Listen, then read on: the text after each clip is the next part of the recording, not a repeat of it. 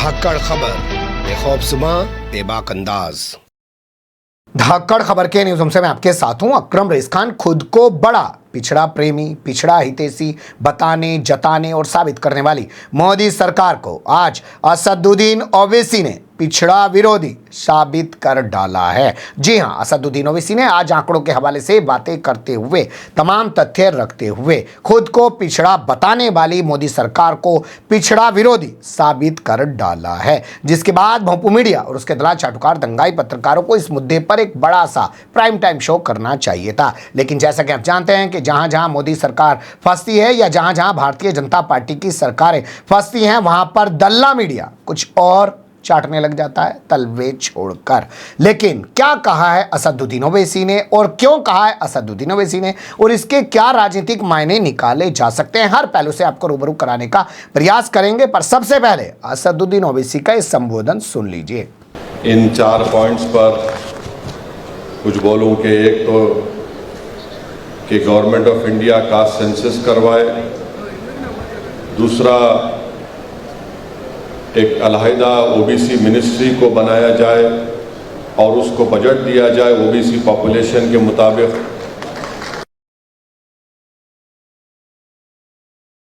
50% की जो सीलिंग है उसको ख़त्म करके उसको बढ़ाया जाए। तो मैं इन 4 चीज़ों पर यही बोलना चाहूँगा कि भारत सरकार के आंकड़े ये बताते हैं कि आज इस देश में, हमारे वतन अजीज़ में 22% अपर कास्ट लोगों के पास 41% देश की दौलत है। और उसमें ये भी आंकड़े ये बताते हैं कि टॉप 1% जिसके पास हाउस होल्ड्स हैं दौलत के एतबार से, उनके पास 25% मुल्क के पूरे एसेट्स हैं और 5% जो टॉप के लोग हैं उनके पास 46% देश की दौलत है। तो इसलिए बहुत ज़रूरी है कि ये जो मांग की जा रही है कि ओबीसी का सेंसस हो, ये बहुत ज़रूरी है। और दूसरी बात ये है कि अभी बताया गया कि ओबीसी का पॉपुलेशन 52% है। मैं नहीं समझता कि 52% है, बल्कि ये 60% के ऊपर होगा। मगर अफसोस की बात यह है कि 52% को 27% के लिए लड़ना पड़ता है। माने 52% 27% के लिए लड़ेंगे और जो 22% अपर कास्ट है उनको 50% कोटा दे दिया गया। तो ये सरासर नाइंसाफ़ी है और हम हुकूमत से डिमांड करते हैं कि वो इस पर गौर करे। इसीलिए बहुत ज़रूरी है कि कास्ट सेंसस हो, ताकि ये मालूम हो जाए कि इस कास्ट सेंसस में किसके पास कितनी दौलत है, किसको उसके हिस्से से महरूम कर दिया गया और कितने लोगों को पब्लिक एम्प्लॉयमेंट में, एजुकेशन में उनको उनका हिस्सा मिला। जो राज्यसभा में भारत सरकार ने डेटा दिया है उसमें यह बताया गया कि 457 सर्विंग सेक्रेटरीज, जॉइंट सेक्रेटरीज और एडिशनल सेक्रेटरीज जो भारत सरकार में है, उसमें से 457 serving secretaries, joint secretaries, additional secretaries में सिर्फ 19 ओबीसी कैटेगरी के हैं। तो ये इसको सही करने की ज़रूरत है। तो इससे मालूम हुआ कि सिर्फ 12% उनको उनका हिस्सा मिले।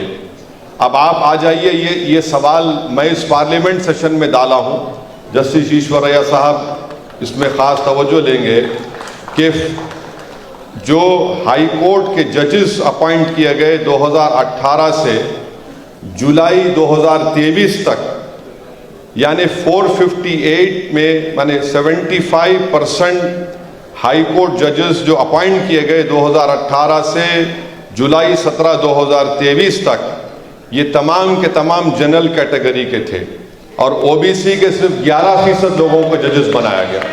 आप जाकर देख सकते कि मेरे नाम से मैंने ये सवाल डाला है और उसका भारत सरकार ने जवाब दिया कि जितने जजेस अपॉइंट हुए 604 जजेस में से सिर्फ ओबीसी के 11.92% को जजेस बनाया गया है।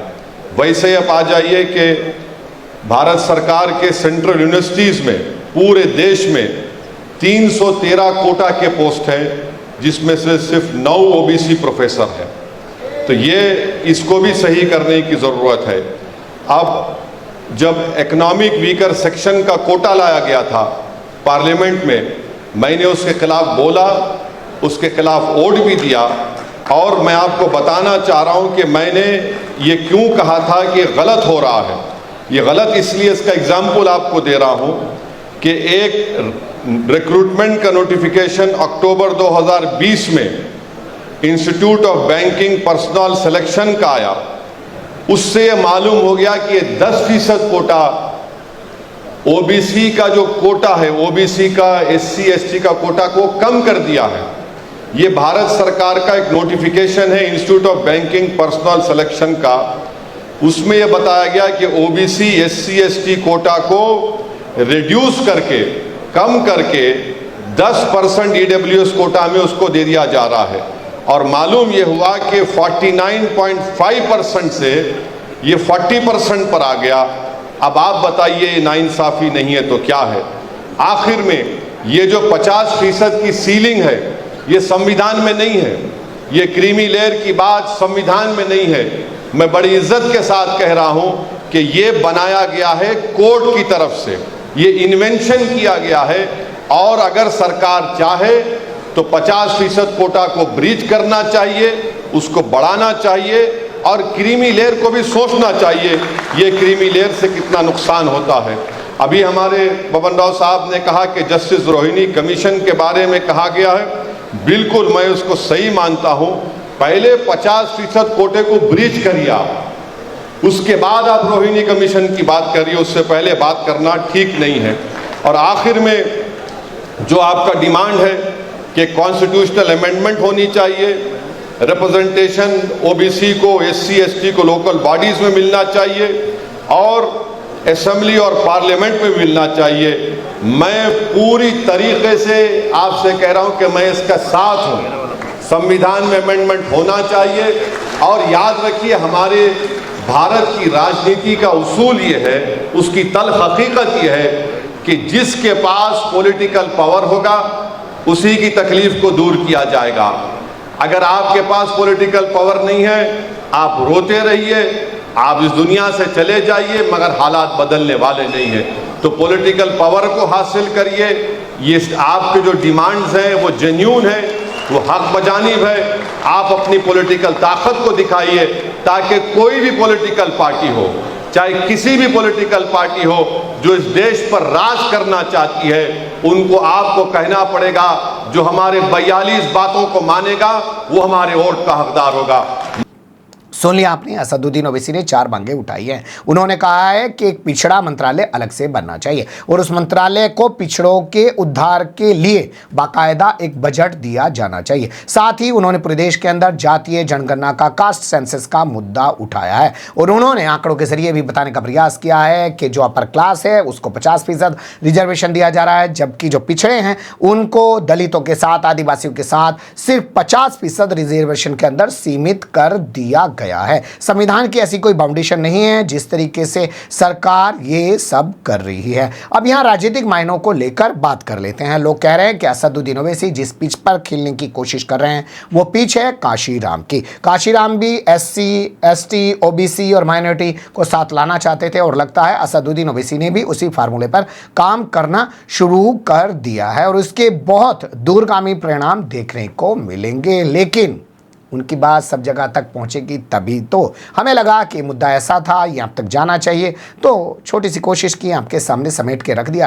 बने रहिएगा धाकड़ खबर के साथ। कमेंट्स के रूप में आप लोग अपनी राय दे सकते हैं, खबर को लाइक कर सकते हैं, चैनल को सब्सक्राइब कर सकते हैं और ज़्यादा से ज़्यादा हमारी खबरों को शेयर कर सकते हैं। फिर ऐसे ही किसी सुलगते हुए या उलझते मुद्दे लेकर मैं आपके सामने हूँगा हाजिर। फिलहाल अभी मुझे देंगे इजाज़त।